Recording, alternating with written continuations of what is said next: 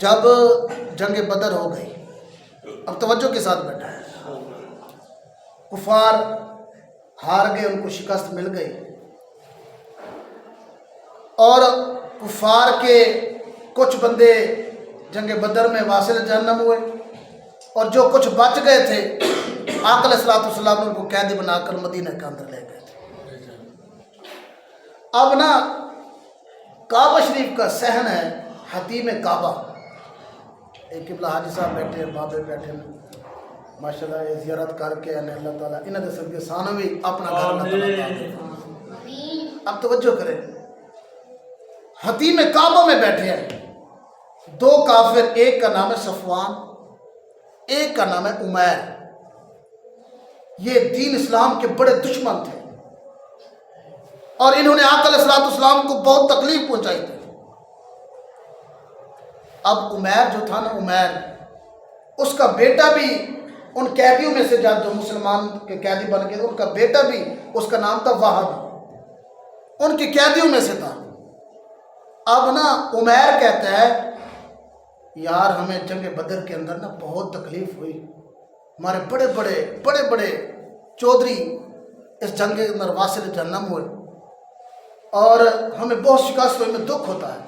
جب عمیر نے یہ بات کہی نا، صفوان نے کہا، صفوان ساتھ بیٹھا، اس نے کہا یار جس طرح تمہیں دکھ ہے نا ہمیں بھی دکھ ہے، واقعی ہمارے بڑے اس جنگ کے اندر مارے گئے، لیکن ہمیں بہت دکھ اور تکلیف ہوتی ہے۔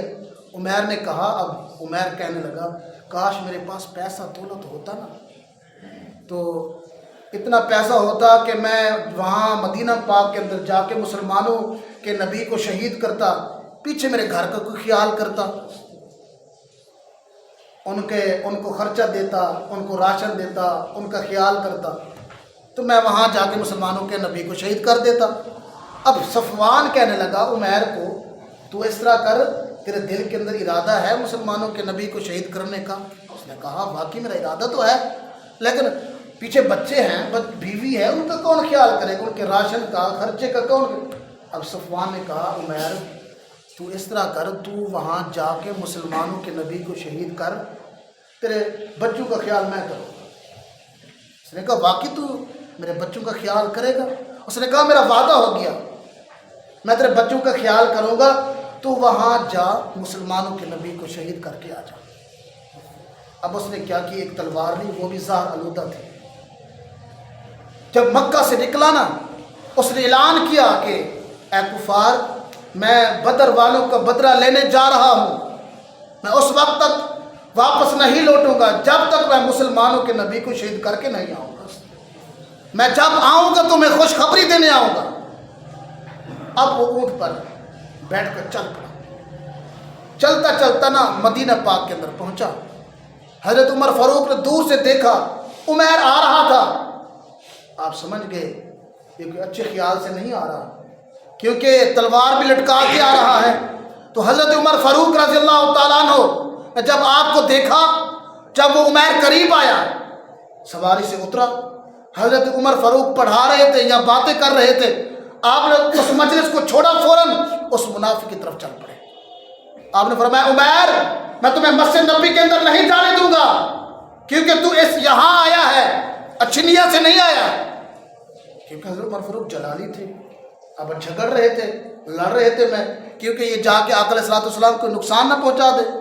جب آقا علیہ الصلوۃ والسلام نے دیکھا حضرت عمر فاروق اس سے لڑ رہے ہیں، آقا علیہ الصلوۃ والسلام نے اجازت دے دی، عمر فاروق اس عمیر کو میرے پاس آنے دو۔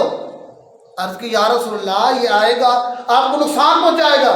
میرے مصطفیٰ صلی اللہ علیہ وسلم نے فرمایا اے عمر فاروق آنے دو اس کو، حتیٰ کہ حضرت عمر فاروق آقا علیہ الصلوۃ والسلام کے کہنے پر عمیر کو آقا علیہ الصلوۃ والسلام تک جانے دیا۔ اب توجہ کریں، یہ بات سمجھنے کی ہے۔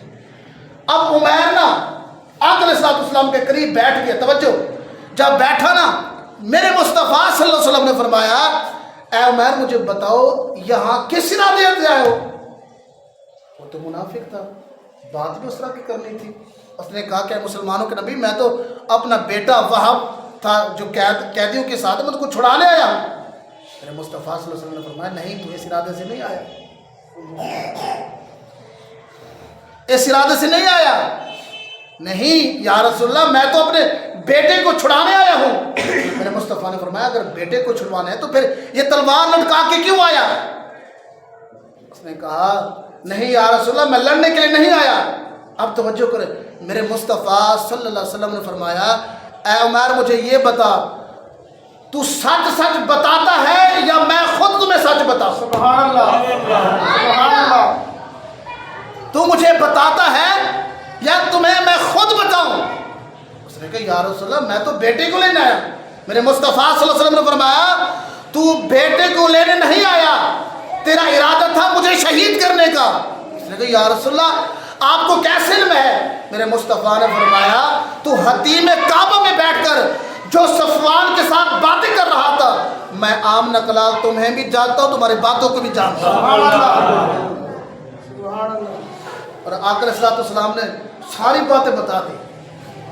تو نے یہ بات کی، اس نے یہ وعدہ لیا، تو نے پھر یہ کہا، تو نے تلوار لی، مکہ والوں کو بتایا، جو جو منوان تھا سارا کچھ میرے مصطفیٰ صلی اللہ علیہ وسلم نے دل کے حالات پہچان کر سب کچھ بتا دیا.